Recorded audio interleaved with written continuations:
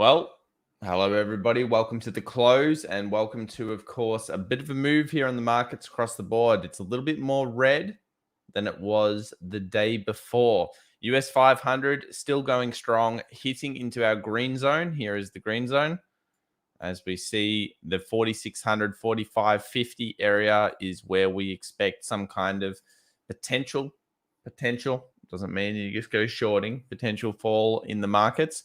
Let's have a look at the market so far today. Let's just break down this 15-minute chart here and see what's been going on. So we're looking for really a turnaround story, and that's mostly going to be caused by some kind of peak into trough, into lower peak, into lower trough. Hasn't happened yet on this market. We've had a fall off in the morning, but we didn't actually end up getting a pick back and then a new low. So the sequence hasn't occurred yet. We have had some nice pickup in the markets. They've done okay. S&P 500 has really been the most notable one here, but it's in the zone. It's in our green area. So if you're waiting for some kind of short potential or something, yeah, we're, I guess, hitting the zone that we expect.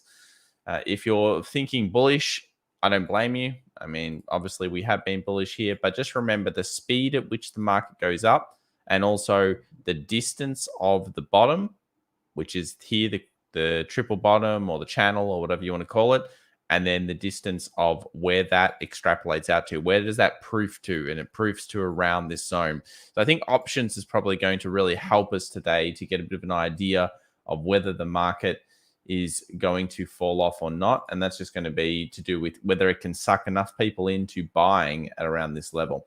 So if you've already been purchasing, I again don't blame you. I think the bottom base that was formed here was fantastic. We talked about it. It's been very, very, very good. And now the question becomes, did we see a strike increase coming through the 460 area? So things have changed. Here we go. Just going to bring up the data now. So the 460 strike has improved.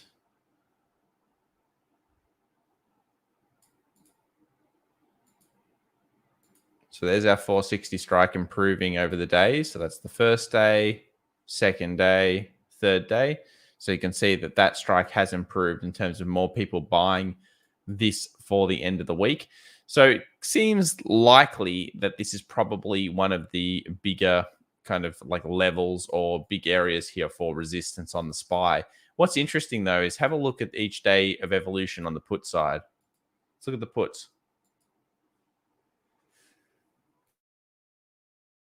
Those puts have been improving or increasing every day as well around all the zones. So there's still a lot of negative sentiment, a lot of people trying to bet on how to get the negative side, how to, really sell this market off. And I think that's probably one of the big problems here. So much negativity, so much fear. We know the retail traders have a lot of short dated puts, but we do also know that this 460 area is a pretty significant amount of calls now. So somewhere stuck in this area here, which is a decent range between that 440 to 460 is where we expect to end up this week. And that might not be that much information. I mean, it might not be helping us that much, but it does certainly give us a little bit of a level that we could be potentially day trading off. And that's just from the resistance side. Let's look at the other pictures that we've got going on here. Obviously, weekly close will be a big deal. Will it close above or below the 20 moving average? Something that's going to be pretty important. And if we go down into the daily, you'll know it's on a daily 50 exponential moving average and right around the zone. So we come into the resistance here to the close. Will we see sell-off? We've got 23 minutes to go. 4,600. What do you all think? Do you think this is only just going to keep bulling up, or is it going to have a pullback in the next session? The next session should be the red one. If we're going to have a red one, it should be the next session. What do you think? Let me know. VIX 20.59. Hot Potato says that's right. So it's right around that zone where if it's going to bounce, most people in the industry always think about the VIX as, or the volatility index, for anyone that doesn't know it, as the main reason for markets, obviously bearing, and 20 is the known level. So when the VIX is above 20, we tend to see that kind of selling action. When the VIX is below 20, it's really just recovered and it goes back into a standardization thing. Mojito says euphoria. Absolutely. And then Deborah Smith says pullback. And then Marvin says pullback becoming more inevitable. I tend to agree. The faster a market recovers, especially when it V-shapes, it can't always do this type of thing. And we do need to remember that even during this pullback over here, one of the key characteristics of this pullback was it dropped off, it rallied, so it did have a pullback, remember, and then it dropped off again. What hasn't happened here is we had one drop-off rally and then just straight down, and then some weird rally kind of basing. We haven't, like the dead cat bounce kind of thing that we saw here. Then obviously we fell straight back against that. Here we've just had a massive slingshot up due to earnings. And when you actually think about the seasonality behind a lot of this stuff, and you even think about when the Nasdaq tends to weaken. So when does the Nasdaq actually tend to have a bit of a poor time? And I think I've got the chart here. It's not necessarily before the earnings. I mean, look at this. This is Feb. And sometimes it has that rally and then it has weakness after it. So actually it's a sell the fact in this case, in terms of most Februaries, because remember, earnings season, it's earnings season round here. So we already see the earnings kind of brings it up and then it sells off. So not that we know that this is correct, because this is just data. We don't trade off this alone. We trade off obviously our TA. That's our number one reason to be in and out of trades. But it just starts to point towards, hey, this kind of makes sense. We've made a very large move. It's been great. Congratulations to everybody that's been picking up the market at the cheaper prices. Hopefully you've been following the channel. If you have, remember to subscribe, because we weren't necessarily anywhere near as bearish as other people have been. You know, people that call it 50%, it's not going to usually do you very well. You're trying to pick a one in, realistically, 50%, and what's a 1 in 7 years, 1 in potentially even 17 years in terms of being correct. And that's the problem. When you do that, guess what? 50% I'm talking about, not 15s and 20s. You're going to be wrong so much of the time. That's going to be a big problem. Jacob says, meet Kevin turned off comments. Probably can't blame him because he can't handle the heat of the markets. Yeah, I can imagine that was pretty brutal. And that's the problem. I mean, you make one really big decision and then it doesn't work out, at least temporarily. And yeah, it can be pretty nasty stuff there. January red, February should be lower, right? Well, February doesn't need to be lower. February just has a negative correlation. Remember, the data doesn't say, oh, when you lows, the data says this. And I'll bring it up so you can all see it. And where are we? Here we go. Data should be there. So this is the data. So if we have large end of closes, so this is the just any month really, that we have these large rallies into the end of the close, that tends to have a negative correlation data point with it. Around 30% of the time it's positive, most of the time it's negative. Then if we also look at the February, if we have a bad January period, we tend to have a spill into Feb, where again, only 33% of the time the market was positive by the end of the month. So that doesn't mean new low, but what it does mean is it means that from the point where it ended at that month, it was down to the next month, which is kind of pointing to this idea in the markets. This is really important. This idea is what we're thinking it could occur. We've been bullish. I'm still bullish. I still kind of maintain the concept that the market will grind higher over the next couple of years. I have said it a few times, and it might be wrong, but I'm going to go with it anyway, that I don't think that we're going to fully crash outside of black swan events, and this is not a black swan event, until 2026, 2027. And I have my reasons, and I'll continue to update you if I think those reasons have changed. But at this stage, it looks okay. For anyone that's done the private group mentoring, they kind of know the way I look at things and the way that I do it. It's a little bit different. Let's look at the futures here. Long leg doji coming into the close. So the market is pulling back a little bit here. We've got the high, we've got the low, we've got the open, we've got the close on the Nasdaq. So the Nasdaq starting to say, you know what? I'm not too sure whether I think I like this price, even though I love Google and I love this and I love that. I'm not sure I like this price. Speaking of Google, it's hit resistance and then sold off. Now, I did a quick video on this yesterday, and I was just looking at all the splits, okay? And I was thinking about the scenarios. So here's the Tesla split. Tesla announces it. Obviously, the split, buy the rumor, sell the fact. This was full on into the split, and then it sold off. Interesting. Apple was the same. Buy the rumor, sell the fact. But if we think about what actually ended up happening up with NVIDIA, so let's look at NVIDIA here. NVIDIA was certainly a buy the rumor, but look at the split date and look what happened. A little bit different to last time. Buy the rumor, and they sold it before the fact, okay? Before the fact, it got sold. So if you held all the way to the split, you wouldn't have done as well. And this is a very important kind of action because it did well. It did exactly the same thing, but notice how it kind of slightly changed. And this is because I believe everybody was doing it. And I noticed on Twitter yesterday when Google came out with their announcement, everybody was like, buy calls, buy calls. I'm going to buy calls. You know, buy the rumor, guys. It's going to go up 20% or something like that. They had a great announcement, but it's just interesting that everybody expects it now. I've always known that these splits tend to have this correlation with them, but I'm wondering whether it's like more of an early correlation, and then by the time the split actually happens, it's already had its move. What do you think in the chat? Let me know. 580 of you out there. Let's find out what you think here. CDC, $9.99. Thank you very much. Tom, could you have a look at UPST? It's been looking the last 3 days, but red today. I think it's going to be red the rest of the week. Was thinking about hedging with a put debit spread. Well, debit spreads are never a terrible way of hedging. It's obviously a partial hedge then. Debit spreads can kind of reduce a little bit of your cost on these types of things. So like a lot of these stocks at the moment, what they've done is any of these stocks that are down like 60, 70%, they've moved back to the 20 moving averages, and that's where they're starting to have problems. And this UPST actually closed slightly above the 20 on the daily and then sold off. Not a strong correlation with the 20 like some of the hyper stocks have, like Square, etc., because this only hit actually once and then sold off from that point. But yeah, that's important.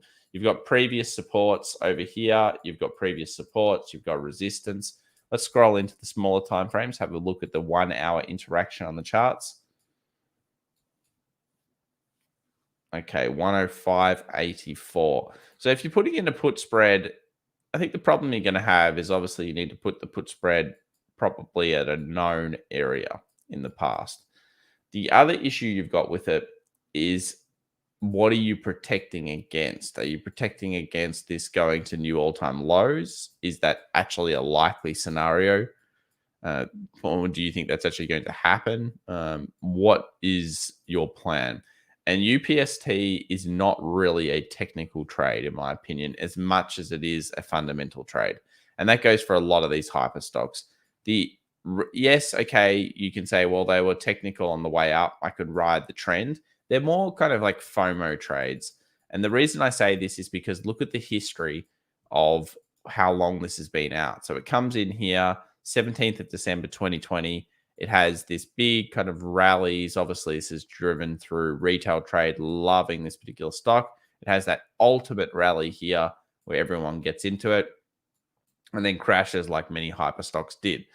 At this stage, you've got earnings in 13 days.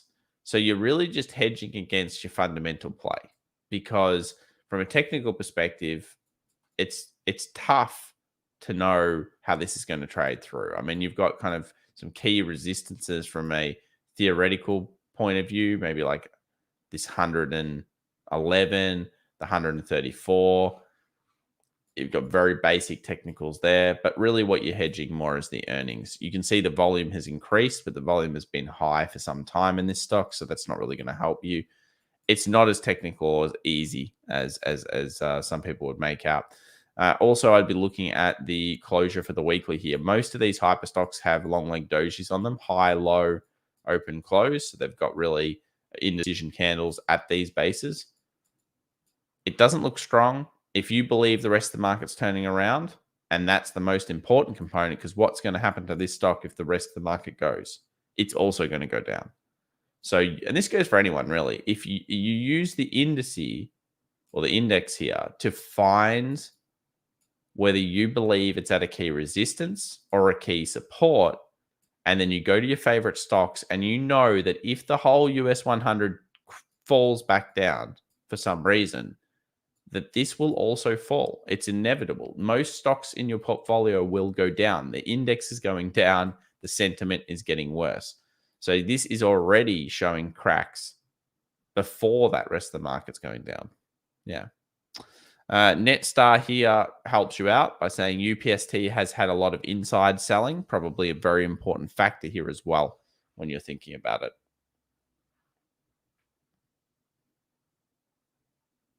So, yeah, thank you very much for the donation. Appreciate it. And hopefully that does help.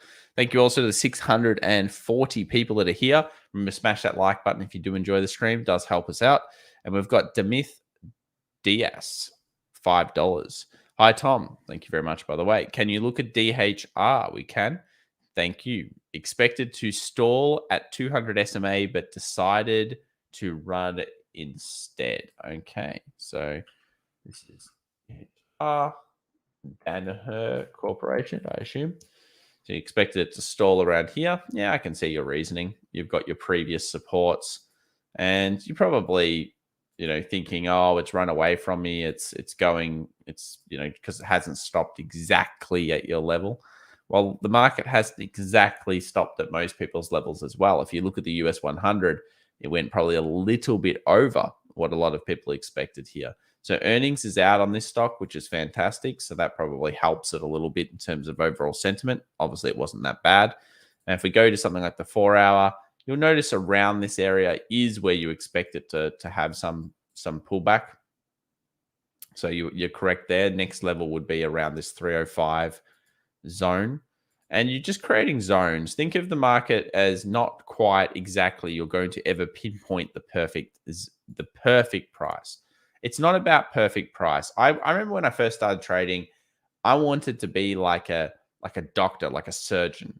I was trading currency and I thought, I'm going to scalpel this thing. I'm on the 1 minute chart. I'm going to get it to the point. And then it took me many years.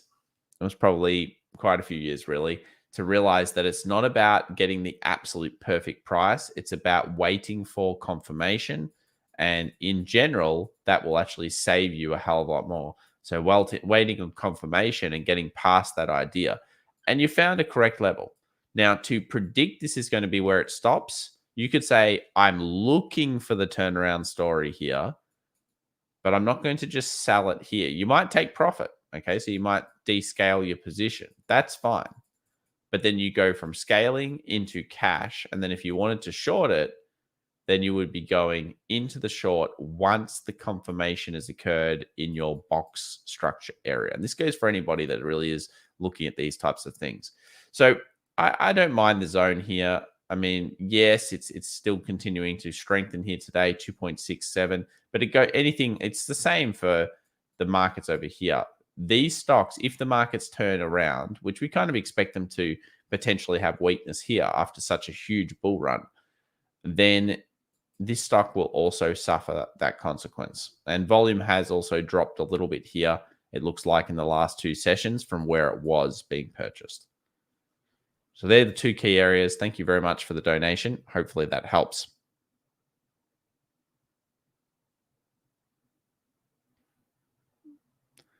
Urban Elemental says, love the story. Yeah, well, it's one of the stories. I mean, there's a few. Probably we'll go through them eventually. Gary Sayani says, IWM looking bearish. Let's have a look at IWM. Yep, that's correct. Small cap companies. Let's have a look at the daily here. Actually didn't quite hit the daily 20. So it's still very weak. Small cap companies showing weakness. Look, this pattern took a long time to form. And for many people, this is a huge issue because, of course, you've got this distribution, resistance, distribution, fall down, and then, of course, just pull back. And what you expect to see here is the turnaround story in terms of the weakness to maybe come back into the markets in this area or zone. You notice I have it highlighted a little bit higher. I'm not using IWM as my main indicator, but I'm certainly using it as a gauge of whether the whole market is healthy or not. If the small caps are going strong, the rest of the market's healthy. If the small caps are going weak, maybe it's not. The breadth of the market is not as good as we expect. So coming into the close, yes, everything is kind of falling off a little bit here. US 500 obviously hitting that resistance. Did it hit 4,600? It got damn close enough. This is where we expect the turn. Let's put it to a poll. Let's find out what you think about the next session. I'm going to bring this up right now. Let me get the poll up here. Let's see what everybody thinks.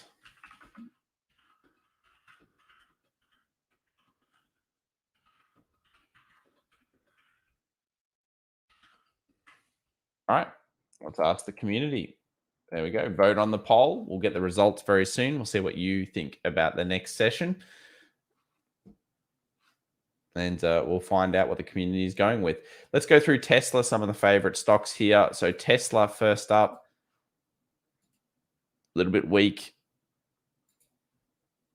Kind of felt like it could be for the last couple of days. A few reasons why. 4-hour 20, you'll notice it pulls it back every time. Get that hanging man style candle here as well, which is not exactly bullish for it.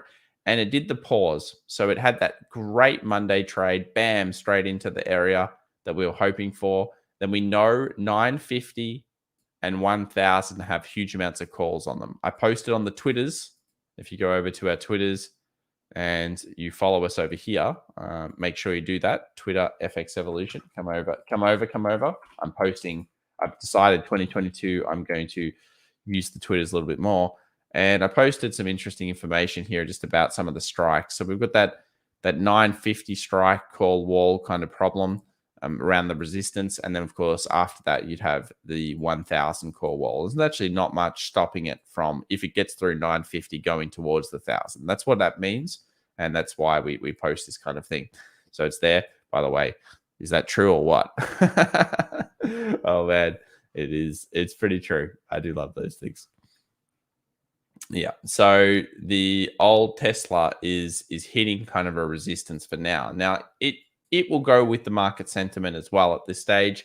It's going to have rallies. It's going to have falls, those types of things. We need, again, to see the Nasdaq or the S&P 500 to show the proper weakness. At this stage, all that's happening is it's hitting a resistance that we think is there, but we haven't seen the turnaround. The poll's coming in as yes, 78%. And Jacob Waterman says, guess that means we're going to gap up. Everyone overly bearish. It is true. A lot of people are overly bearish, and we saw that with the puts. The bear level was extreme. Maybe that me, Kevin, did get us all into, a lot of people into the bearish. He has one of the bigger follower bases, yeah. I don't know. But yeah, there certainly was a huge amount of bearish pressure going on here. I was surprised because, well, we've talked about it plenty of times. I was surprised. But to get 38% higher put spread, like puts being put into the market, than a pandemic where they shut the economy. Remember, the Fed wasn't supporting the market at this point. This is the real deal. That is terrifying. In many ways, that was absolutely epic what could have happened to the economies. And in most times, it would have crushed us and sent us into a recession. But over here, people are more fearful in 2022 about a couple of interest rate changes, which even worst case scenario, basically a 1% interest rate hike is generally correlated, it seems statistically, with around a 10% fall in the market. Well, that's not a stat that really deserves this. But that's just how much fear is in the market. It's why it makes it tough to pick the sell level here. I think we're in the area, but that's a think, not a no. So 77%, someone just went bullish.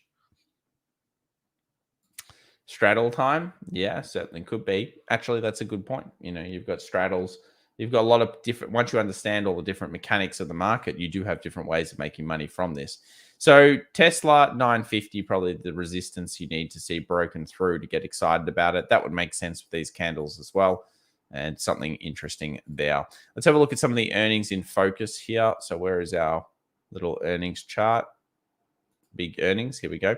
So we've got Meta after the close in only a few minutes. We'll see whether Meta does it, Qualcomm and Spotify. So let's just quickly look into some of those stocks as we're coming into them. So some people think Meta is going to cane it. So that's the old Facebook code over here. Some people are very bullish on this into the close. Fair enough. I mean, it's done nothing for a long time. It's actually one of the cheapest of the old FANG, or now MANG, or whatever you want to call it, stocks from a PE ratio, from just the general kind of growth curve. Part of the reason is because they're trying to expand the business away from Facebook, which I think is the smart thing. They're more than just Facebook, and it's technically the right idea. The metaverse, that's what we now have.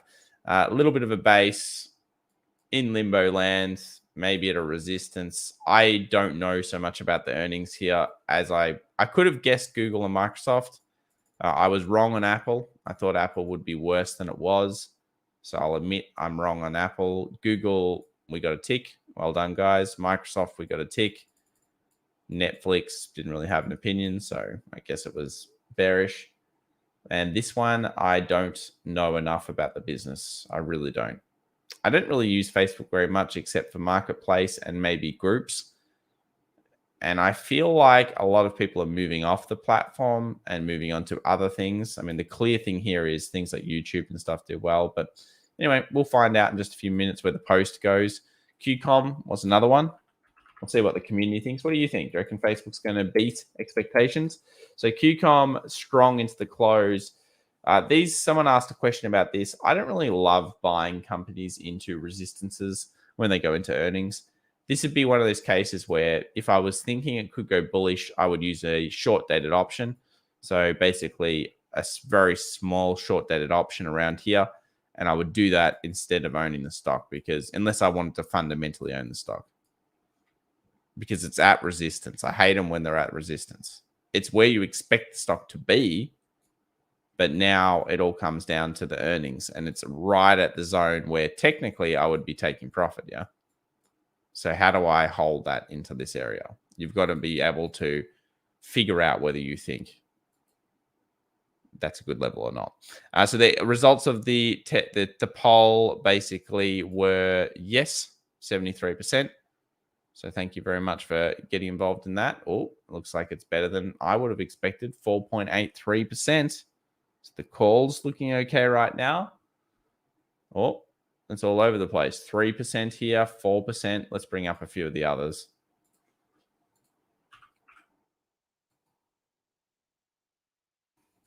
I'm not sure what the call time is. Oh, there we go. Post market. So, whoa, did that just go 188 and then go all the way back to 196? Did you see that? Did that flick down to the 180s again straight after? The post market's weird sometimes in these futures, isn't it? So 2.5, 4%, 2.5, 3%. It'll settle eventually, I guess, as they digest whatever's going in. 191, only 1% there. Yeah, some of these, sometimes you get some wild futures. Facebook's in the bear channel. Well, Facebook hasn't had a strong session break above this 352 yet. It's a level I've been looking for a while. It just hasn't happened. I only post stupid memes on Facebook, says Andrew. Okay, Andrew. Only post stupid memes. Well, there you go. Andrew is not a lover. QCOM up 5%. Yeah, QCOM is up 2% now. But it was up even more. Facebook flat. I'm not sure what the earnings time is for it. So has it actually released? Can someone just get me the earnings time for it? We'll put up the third one here, which is going to be Spot. So we'll find out what Spot's done. A lot of controversy on that stock at the moment. Down 15.33%. Ooh. Spot not living up to the expectations of the market, hey? It's interesting. Does anyone out there use Spotify or do you use other music? Let's see. That is actually a very good subsection of people using this. So I personally do use Spotify, but I don't have a premium account for it because I don't really see the point, frankly, for this particular one. When I've owned premium accounts, I tend to use Tidal just because I want the hi-fi quality sound. What do you think? What do you use? Do you use Spot? Do you use Apple Music? Do you use Tidal? Do you use something else? Let's find out. John says, yes, use Spot. I use Pandora. Oh, yeah. Pandora used to have the best radio. Okay, here we go. So 189, QCOM's just taken off everything it had. Spotify down 15%. So smaller caps seem to be the ones that are struggling here because this is another smaller cap company similar to PayPal coming out with a result that doesn't make the market happy. The ones that have done the best, it's all been those Fang, large top 10, those stocks. Terry M says, I'm really starting to hate earnings. Wait till you've traded for 10 years, then you'll hate earnings even more. There are ways and means around it, but yeah, it's all about managing risk. This is where earnings, you have to manage risk. And when earnings are off, which people haven't seen really as much up until the last couple of quarters, you can get some brutalizations. See, in general terms, since the 2020 lows, when a lot of you came in to the markets, you've only seen really cool times from earnings. But when you miss on earnings, e.g. Facebook must have just missed then, because look at that, down 7.44%. Oh, that'll hit down the Nasdaq a little bit here. Oh, no. Is that bow bad for Amazon? 294. Whoa. We're going down. Luckily, I had no opinion on it. I wouldn't have liked to be incorrect. Oh, no, 287. Oh, my goodness. They don't like it. 11.7. Facebook burnt me years ago. I remember I came into an earnings. I can't remember if it was trading about 140 or something. Went to 120 straight away. I was pretty upset. I remember I was thinking, why didn't I use a call? Instead of doing what I did? Vasi Badio, DKK 150. Hi, Tom. What do you think about natural gas? Is it possible one sell $5, I guess $80 to $6.20 if it goes there? We'll have a look at natural gas in just a second. So that is a brutalization of the old Facebook Meta platforms, 277. Now, I guess the soothsayer that was in our chat yesterday was correct. They said Facebook would never have rebranded itself unless it was doing badly. They said distraction time off the last earnings. Yeah, so 272 down 15%. Probably an opportunity if you like this. You need to read your report. You do have some pretty big supports around that 250 to 260 area into 270. All this area here is a lot of chunky kind of price action there for quite some time. So interesting that we're down this low. Sorry if you're in it. That sucks. Again, Spotify, new low, showing the IWM weakness here, down 1%. Into the close, will be down a little bit more in the futures. 158. So you can see previous resistance here for Spotify becoming support. Thank you to the 700 people that are here. Appreciate it. Hot Potato Trader says bye-bye Facebook. Yep. And Meta misses the EPS. So that'll be one of the first kind of the big ones that we've seen fail other than Netflix. So Google being good. Apple beat my expectation. That stock, it's crazy sometimes.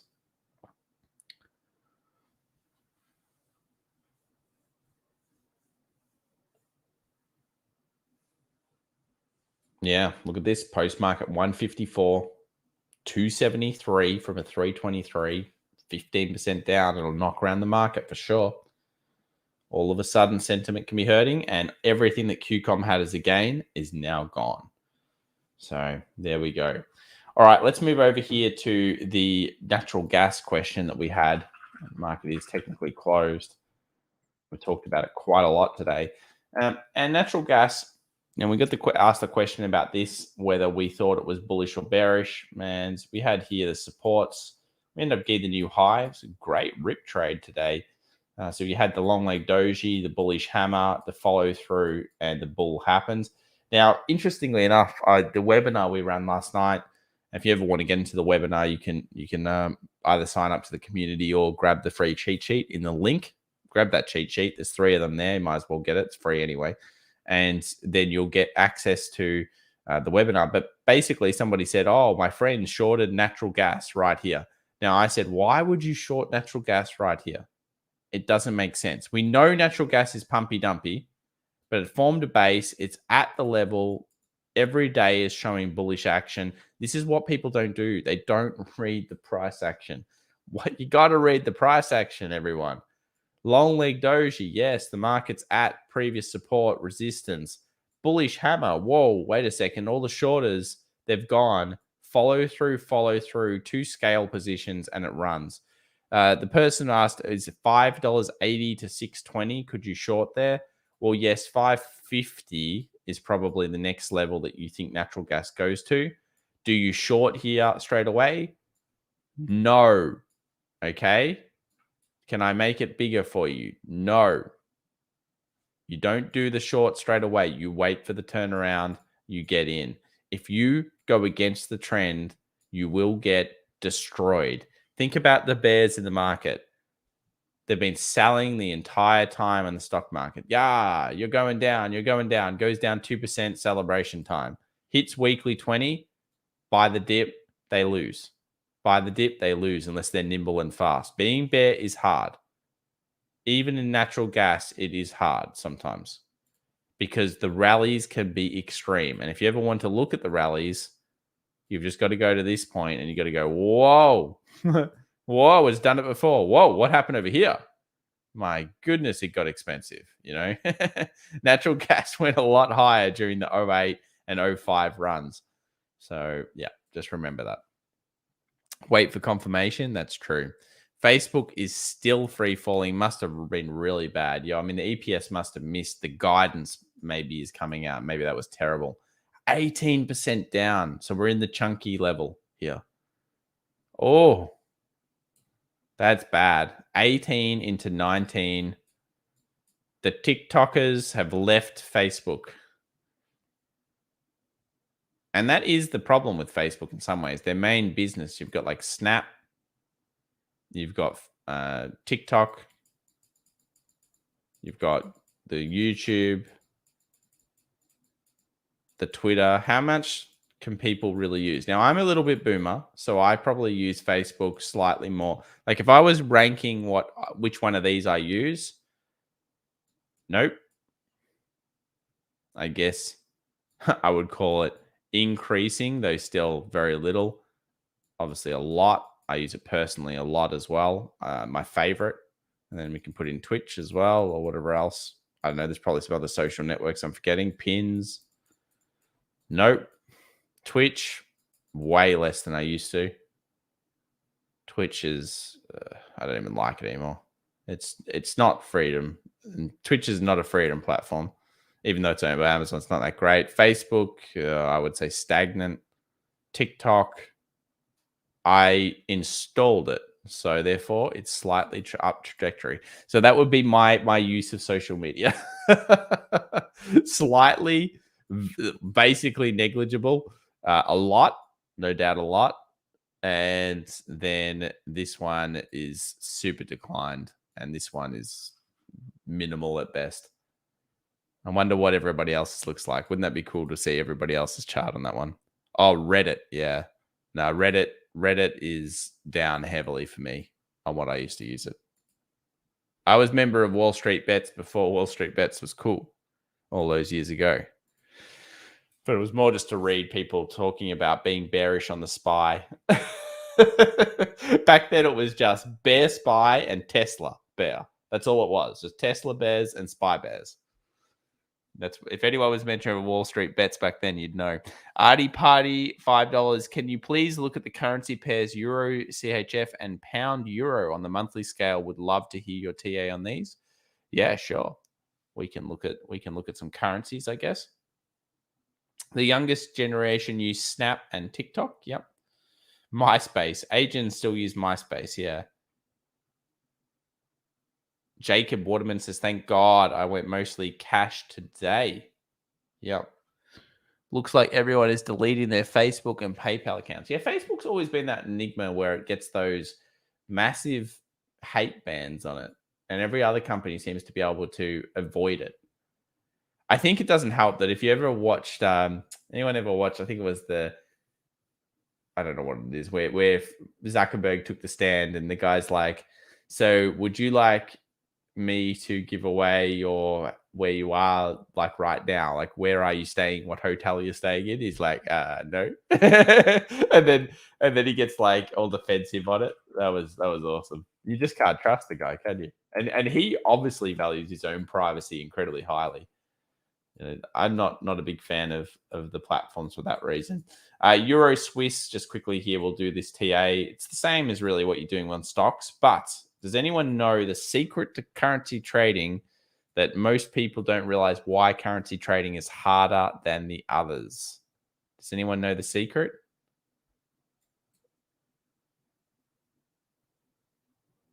Also, this particular candle's been rewritten. There's no way that's as low as it went.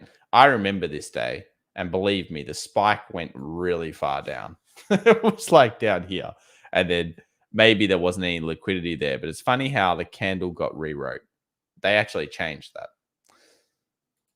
It was much lower. So the secret to currency trading is there is no fair value, as in like it doesn't have a bullish or bearish sentiment on it. No bullish or bearish sentiment. Here we have the long leg doji on the monthly. So obviously the same as what we're doing on stock. We've maybe found a base. It makes sense when you've got, the outlier point, but generally the body's around this area. And then you look at this. Now, it's interesting, isn't it, that since March, this has actually been an incredibly big short off. And the central bank, the CHF, won't like this. Won't be their kind of big wheelhouse, I don't think. Here we go, kind of like a base 1.05. We have the opportunity of a double bottom here. You've also got 1.0450. I would think that if you were looking at this and saying, maybe I'll go long, this would be one of those zones that you could do it. But it's one of those ones where you would practice scaling and correct risk management, because you know where your big double bottom base is. You know where your big resistances are, 1.04, 1.05. And if it breaches those, then you could look for a long up to the 1.07. That would be kind of my thought process there. And we'll go to pound euro. Usually I trade it the other way around, which is euro pound. Do I want to use that? I'm going to go euro pound, because I don't do this pound euro backwards one. Where are we? There we are. Okay, so euro pound is similar. Big support. I mean, look at that. Bam, bam, bam, bam, bam. Huge level. And then you scroll in. And you know it's a big support, but do you really want to buy it here? This one, probably less so. I don't really like what it's doing. I have put up here already some levels, but I'm not a fan of this. I don't know what it is about it, but it's weird. It's not exciting me. Let's look at the weekly. The weekly candles do not excite me here. If it breaks through, could be a monstrous fall off all the way back down to probably around this level here, 81.60. So yeah, I think it looks bearish on the chart, even though it's at support. The downward trend, the rejections. Be careful on this one. That's what I would probably go with. Thank you for the donation. Mitchell Miller, $20. Man, Mitchell, you're awesome, dude. Thank you. Let's give Mitchell a bit of a clap there. 716 people joining us for the close. Thank you so much for joining us. Mitchell says, hey, Tom, SMH falling after hours. Am I crazy for targeting 290 still? Probably. Let's have a look at the VanEck Semiconductor Index. Hits close to the 290. I see why. I mean, we talked about it. Oh, are you crazy? Well, what's your time frame, Mitchell? If your time frame's a few months, then no, you're not crazy. The semiconductor was our index of choice this week, so we were looking at it at this level. What did it actually end up? So it ended up into the close 8.27%. Not bad for a sector. But yeah, the problem that you've got here is it's not so much about the sector itself. It's about the stock market.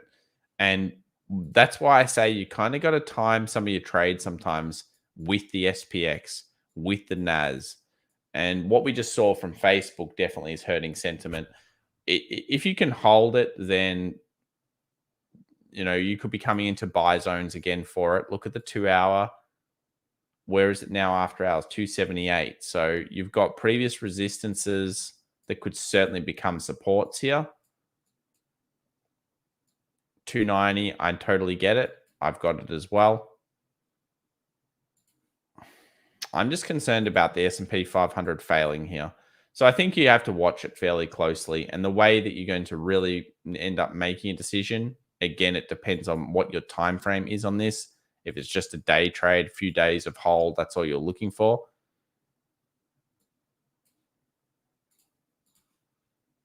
You've got to kind of give it 275 and see the interaction with that zone and then make the decision. US 100, you can see here, it's actually just done the sequence. Now, this is after hours, but we've got the peak, we've got the trough, we've got the lower peak, and you got the lower trough. At least on the futures, that's the switch. Thank you, Facebook. Facebook smashing it around quite a lot. Thank you, Mitchell, as per usual. We appreciate the donation there, sir.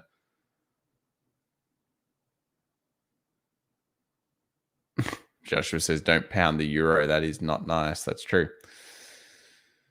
So, yeah, a bit of a sequence break here for the NAS, thanks to Facebook and S&P 500. If you look at the SP, we've got the resistances, you've got the supports, and you know where the problem zone is. It makes sense. So, Facebook, again, killing the sentiment, moving into the close, and that's what is going on. So, yeah. Still a lot of opportunity, still a trader's year. If you got some of these rip rallies, congrats. I'm starting to feel it. Possibly a little bit of a pullback here. Media Lab says Facebook now down 21%. Let's just bring it up, and then we'll do crypto. Wow. Ouch. Almost on the lows. It looks kind of like Netflix when it's coming out here. So let's just put this in perspective here. We are going, so 16th of Jan 2020, Facebook trades at 220. Pandemic occurs. Facebook now trades at 251. You've had possibly the best case scenario for a stock like this over the last 2 years. And the market's decided that it's not even worth a few extra percentage points. Wow.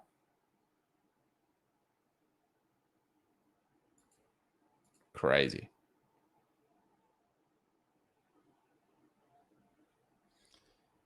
How'd my little nets and crowds go? Didn't look at those. Crowd still stuffing around. Net looks okay. All right, let's do crypto. What's doing here? Ugh. Oh, sick. Well, that looks terrible.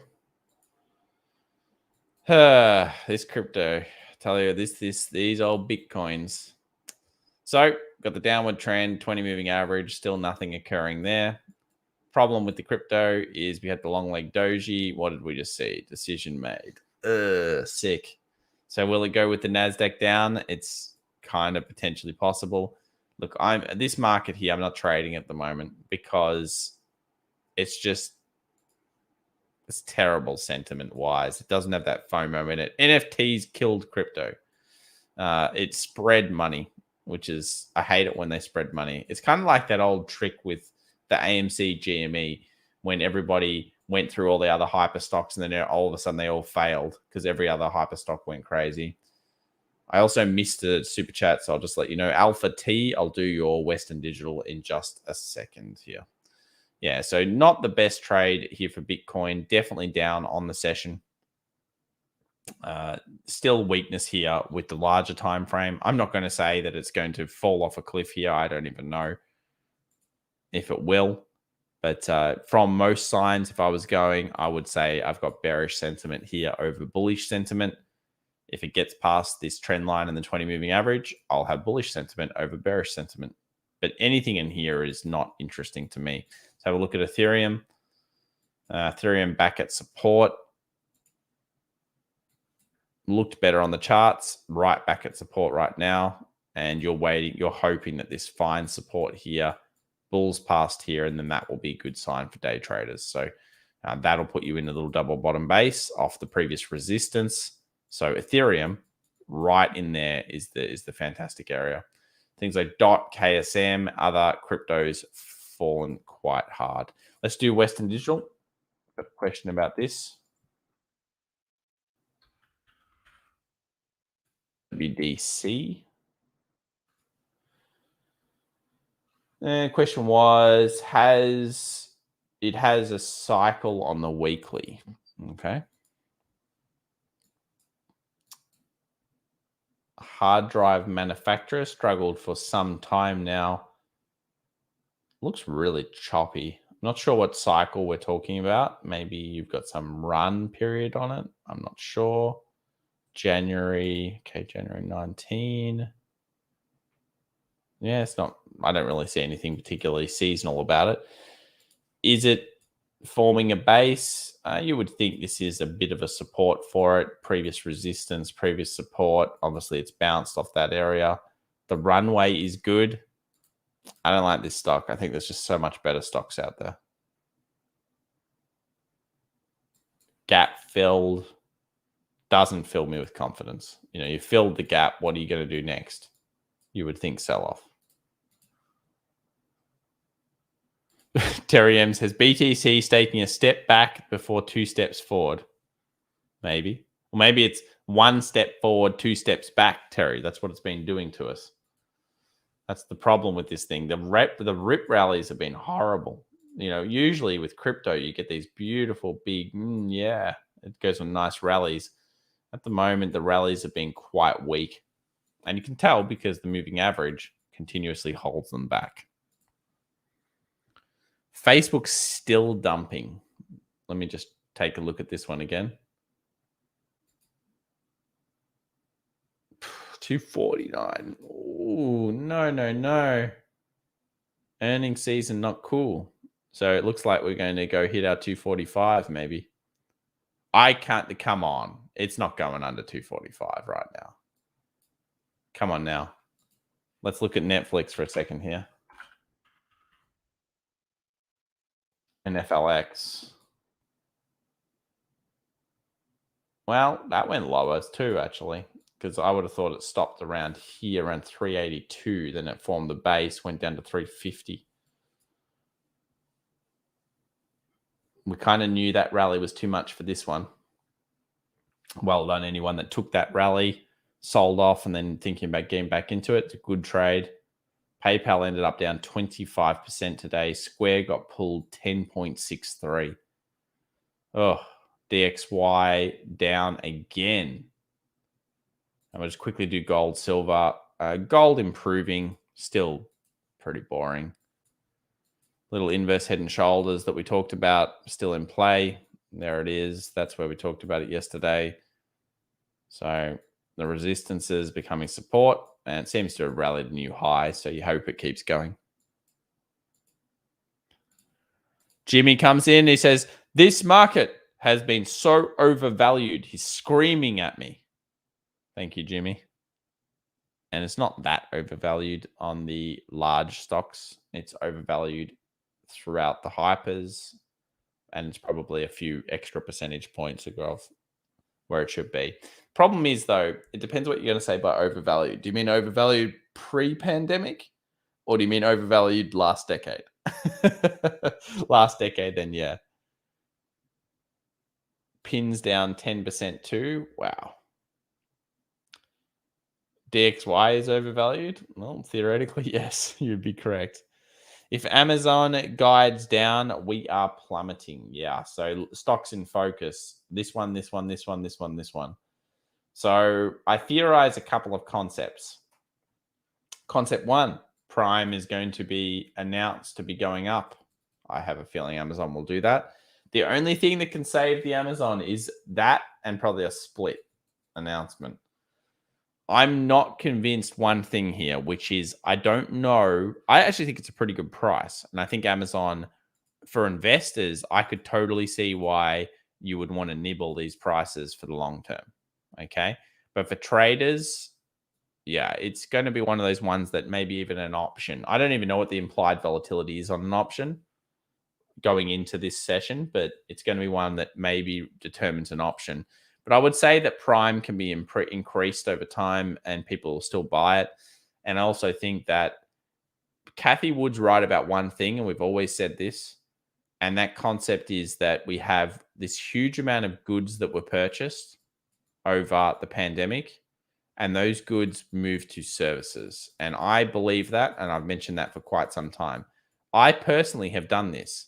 This one, less purchases. And it just goes for car manufacturers as well, not Tesla necessarily or electrics, but everyone's purchased their cars. They're not going to purchase their cars for the next 2 years as much. Is anyone, how many people here are going to purchase a new car in the next 2 years that isn't a Tesla or electric? Let me know. But it's a lot less than it used to be. And then services is where I'm spending all my money now.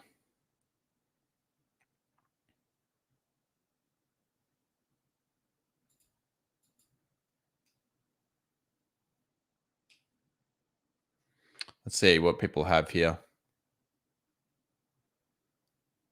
Canadian banks doing very well. Well, increased interest rate hikes is still a big component of that. US 2-year 1.45%. 1.45% down, 1.15. Whee, all the way back up. It's been dropping so much over those years. When as high, remember, as 3% at one stage. So people's thoughts on the cars. Invu says getting a Honda Odyssey. Massey says no. Burn says probably right. FX Evolution, can you have a look at Snap? Sure can. Did Snap have earnings today? Ah. Oh no. Miranda Kerr's so upset now. 25. Yeah, look. Frankly, I hate this company. No, I don't like it. I don't even understand Snap. I don't get it at all. To me, it's like, it's probably OnlyFans. It's what it was. And then OnlyFans stole its business. That's what I feel like it is. Gary saying, I want a new car, but it's a Tesla or an EV. Got my EV pre-thing. Spelt it wrong. Jonathan purchases Lamborghinis and Ferraris once a week. Well done.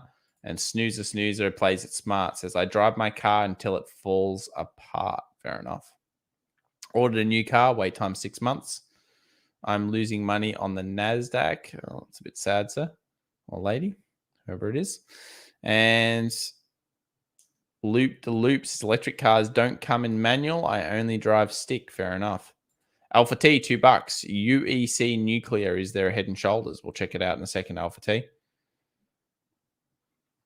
Did I talk about Airbnb? No, I haven't. Let's look at Airbnb.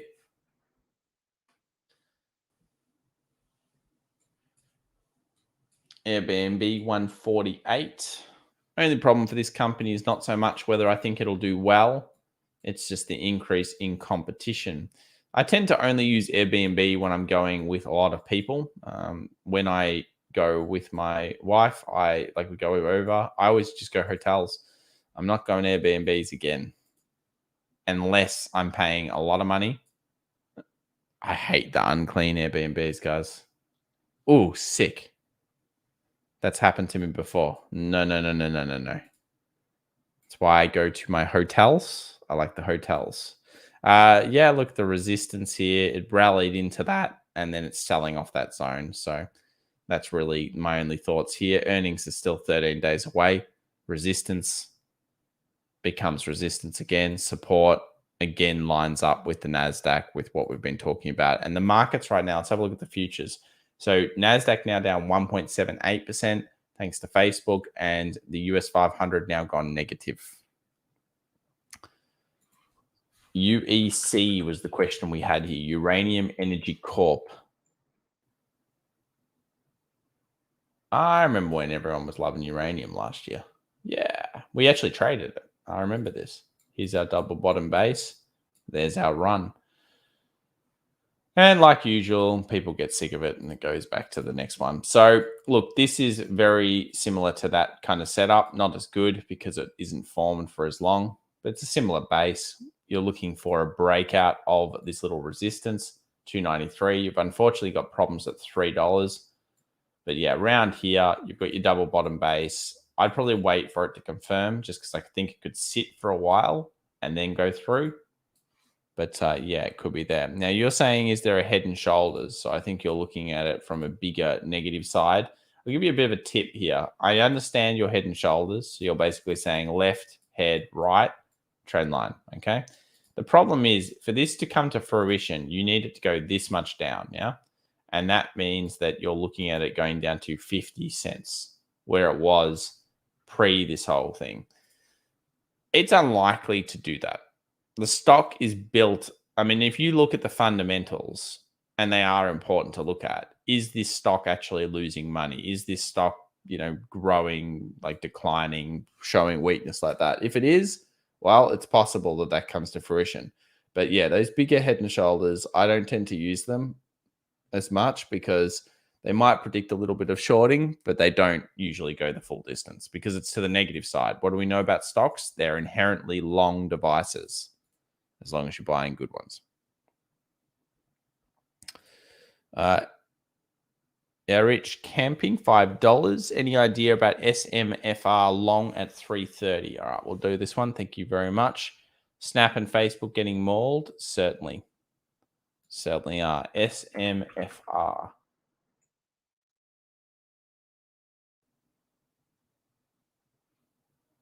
Any idea about long 330?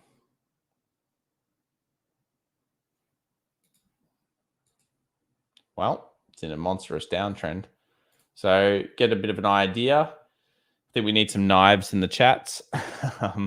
All right. So things I hate about this. It's an IPO. Bad. Look at Hood.